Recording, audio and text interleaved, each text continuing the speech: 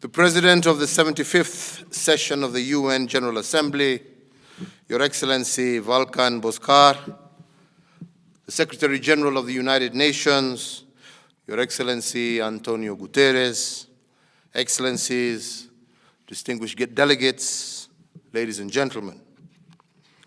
I'm indeed delighted to participate in this 75th session of the United Nations General Assembly. Despite the unusual circumstances that we meet, circumstances created by the COVID-19 pandemic. Let me take this opportunity, Mr. President, to thank you and to congratulate you on your election, and I wish you a productive and successful 75th session and assure you of Kenya's full as well as constructive support. I'd also like to take this opportunity to congratulate your predecessor, His Excellency Professor Tijani Mohamed Bandai, for ably steering the 74th session of the General Assembly during this very, very difficult season. He ensured that notwithstanding the difficulties of the pandemic, the work of the United Nations continued. Mr. President, the 75th anniversary is a moment to reflect on the journey that we have taken. It is a moment to introspect, to establish if the anchor still holds or if our community of nations has become unanchored by the challenges of our time. This is an occasion to reflect on our world and its institutions. Have our relations and institutions been refined by experience and the passage of time, or have our institutions become battered and left not fit for purpose? At 75, the United Nations is older than most of its member states, and more importantly, older than over 96% of our global population. A clear majority of the global population today cannot relate to the circumstances of its founding. Yes, the United Nations in its birth brought rules and hope for a world in ruins. That was 7.5 decades ago. But what does it bring to the world today? 75 years ago, delegates from 50 nations who had endured immense disruption and suffering seized the opportunity to chart a bold new course for mankind. They were determined to save future generations from the scourge of war, and in so doing, they gifted us a timeless charter that has remained our shared framework of international cooperation. Your Excellencies, ladies and gentlemen, on this occasion of the 75th anniversary of the founding of the United Nations, we, the people of the United Nations, must rekindle the idealism, will, and spirit of the San Francisco Conference that founded our great organization. Today, mankind is confronted by complex, multifaceted, and gravely serious challenges. Across the world, we are witnessing constant disruptions that are generating great anxiety, uncertainty, and unpredictability. The COVID-19 pandemic best defines the challenges of our time. A challenge that affects us all. A challenge that we can only overcome if each one of us succeeds. The COVID-19 pandemic and other contemporary challenges, including the climate and biodiversity crisis that we face, our growing geostrategic tensions, social as well as economic inequalities, the crisis of legitimacy and governance, as well as vulnerabilities of our digital world, have indeed redefined the imperative for multilateral action. Kenya believes strongly that if we remain anchored in multilateralism and with unity of purpose, if we are much more agile in embracing change and positive transformations, if we remain rooted in a rule-based international system and act innovatively and selflessly, we can transcend our challenges and secure lasting peace and prosperity for all. This firm persuasion is born of our own experience and evolution as a nation. Much like the United Nations, our country was founded on the ideals of liberty, unity, rule of law, democracy, and participation of the people, grounded on human dignity, equity, social justice, inclusiveness, equality, human rights, and good governance. I believe these are all shared global values. And Kenya acknowledges that we've had our challenges in meeting these, but that doesn't change the vision that we have for the future. We have worked, all these issues have worked for us in our domestic context, and I believe that they will serve the United Nations well. And we are confident that our community of nations can do far much more collectively than any one country can ever do alone. Your Excellencies, the theme of our 75th Assembly, namely, the future that we want, the United Nations that we need, reaffirming our collective commitment to multilateralism, is most appropriate and indeed timely. It speaks not only to the urgent need to review our actions at both national and global levels, but also responds to the pressing demand for effective multilateral action within a rule-based international system. Indeed, the COVID-19 pandemic should give fresh impetus to our collective efforts to strengthen international cooperation. This global pandemic has deepened, unfortunately, existing inequalities, hitting the poorest and most vulnerable communities the hardest. It has created an unprecedented synergy of challenges and demonstrated the limits of our institutions. There is therefore an urgent need to improve readiness in the area of global crisis management, but more importantly, to effectively take urgent, coordinated, and collective measures to build resilience that would insulate our societies and our economies against the adverse effects of such pandemic and crisis.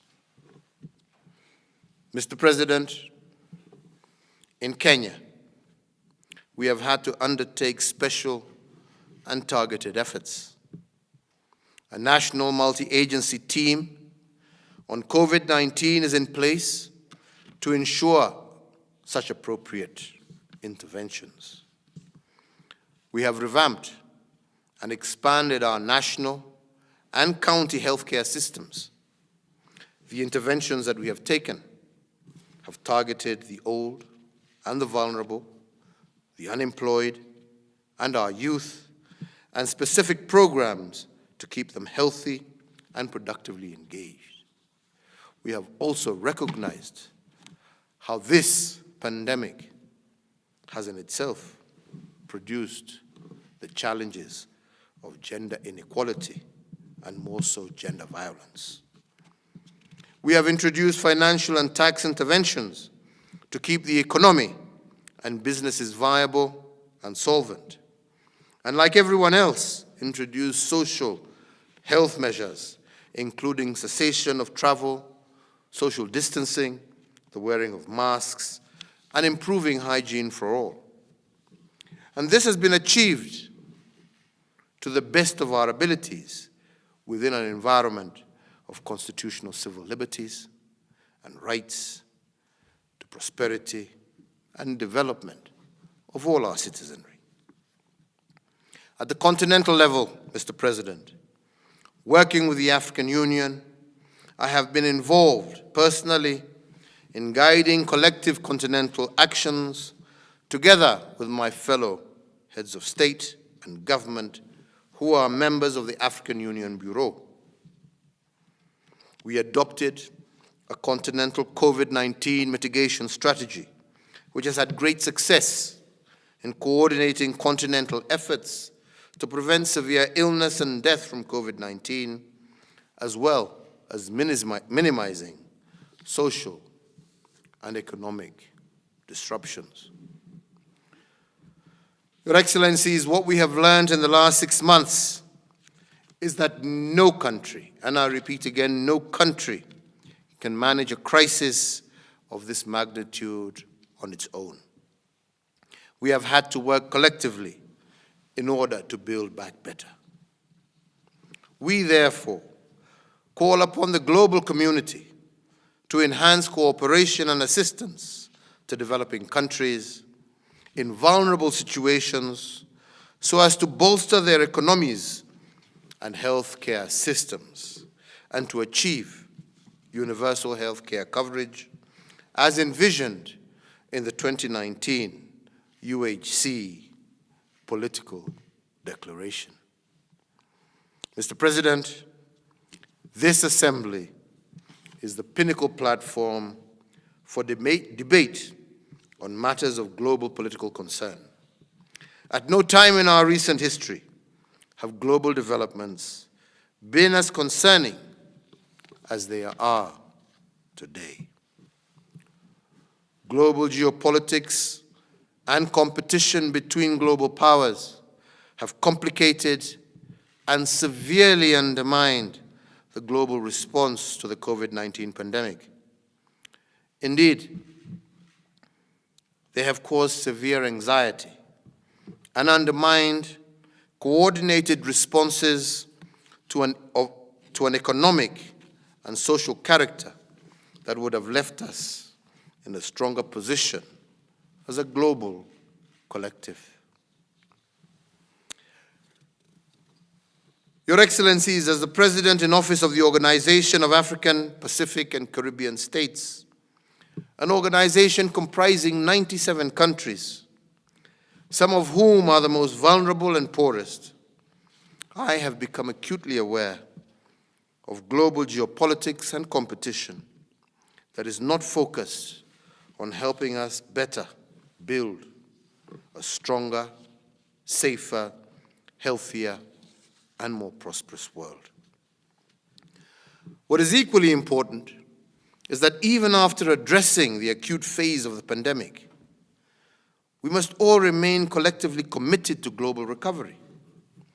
Developing countries seeking to have the existing debt moratorium refined and extended to December 2021, and an early replenishment of the IMF Poverty Reduction and Growth Trust and the World Bank International Development Association, as well as an early decision on the special drawing rights. But Your Excellencies, I am confident that we have the answers to the challenges we face. The SDGs are a model for multilateral action, which capture the common aspirations of mankind to end poverty, protect our planet's biosphere, and to ensure prosperity for all.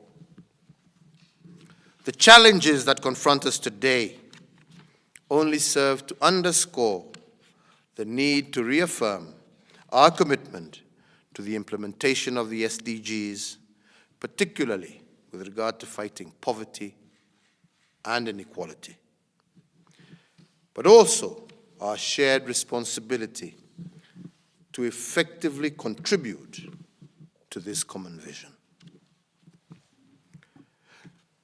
Mr. President, turning to climate change, I believe Kenya's stance on climate change and the environment is known to all. Climate change can unpackage our efforts to attain the SDGs. Kenya acknowledges these disproportionate impacts of climate variability in small island developing states, as well as states with fragile ecological environments. In this regard, Kenya was honored to co-host the United Nations Secretary-General's Climate Action Summit in September of last year, which resulted in landmark commitments as well as initiatives. Similarly, the interdependent crisis of the biodiversity loss and ecosystem degradation requires urgent and collective action. Our global home that was teeming with millions of species of God-given creatures, both great and small, is slowly dying. Kenya once again calls for urgent collective action to halt the dissemination of our biodiversity. We must find a global balance between human beings and other creatures on our earth. We must put harmony between people and nature. Our world is yearning for us to stop its ruin. In this regard, we in Kenya look forward to the upcoming Biodiversity Summit that shall be held later.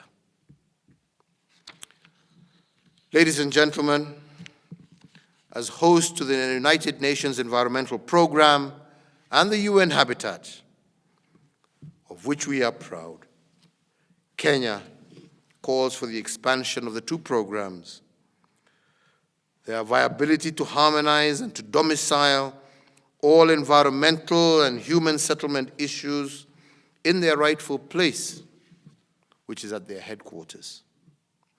Kenya remains committed to continue offering the global community a conducive environment to declare the mandate of these two important UN organizations, UNEP and UN Habitat. Let me also remind all of us, Mr. President, that Kenya and Portugal will co-host the second UN Oceans Conference in the second quarter of 2021. We welcome you all to participate at the highest levels in Lisbon as we strive to harness science and innovation to scale up our conservation and the sustainable use of our oceans and blue economy.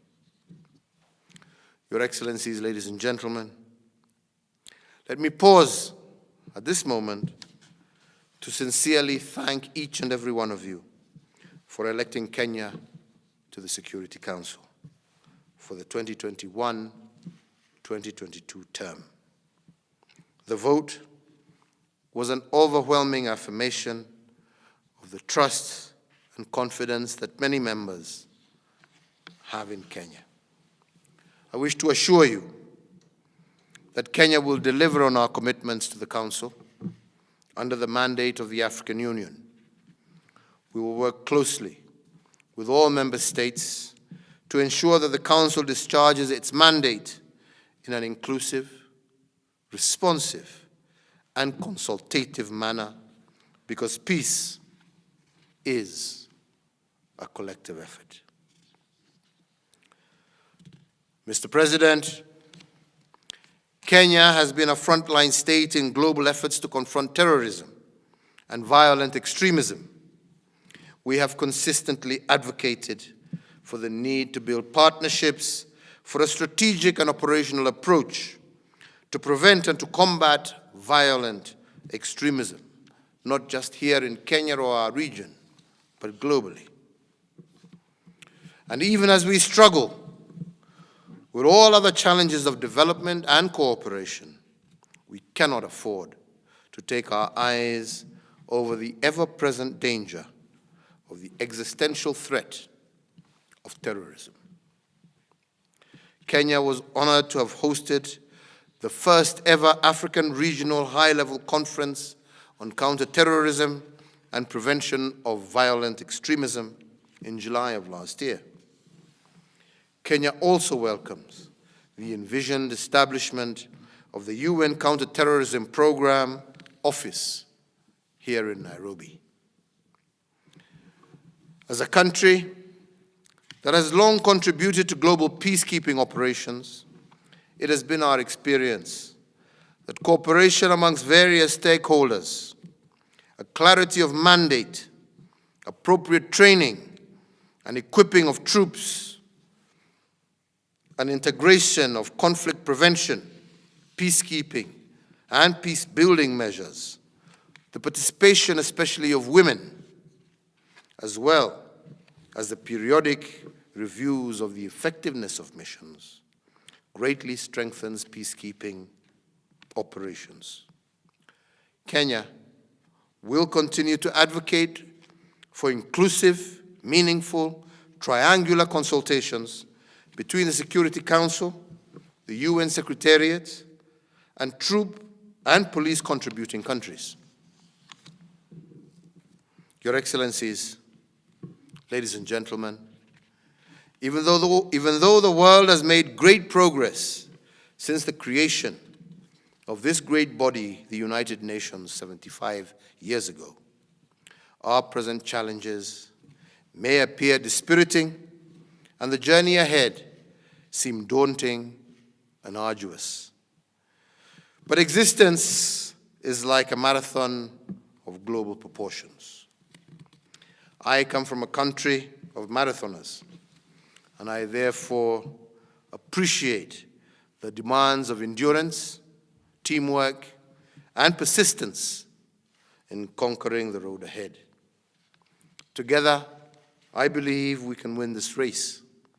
Mankind can triumph and secure peace and prosperity in a greater biodiversity for present and future generations. Finally, Mr. President, the Secretary General's recent appeal for a global ceasefire also includes a humanitarian call for the rollback of international sanctions and to reinforce the efforts of vulnerable, fragile, and conflict-afflicted countries to deal with the impact of COVID-19. I state today that Kenya stands behind this initiative. And in this connection, I wish to make a special appeal for an end to the economic and commercial, as well as financial embargo against Cuba, sanctions against Zimbabwe and Sudan. The United Nations provides us a platform to resolve age-old differences and unburden ourselves of these antiquated conflicts. It is also Kenya's desire to see at this critical and historical juncture an inspiration for peace between Palestine and Israel. Kenya calls for renewed and genuine international efforts to find a just and lasting solution to the conflict based on the existence of two states, the state of Israel and the state of Palestine, within the framework of the relevant United Nations pronouncements. I want to thank all of you for your attention. Thank you, and God bless you all.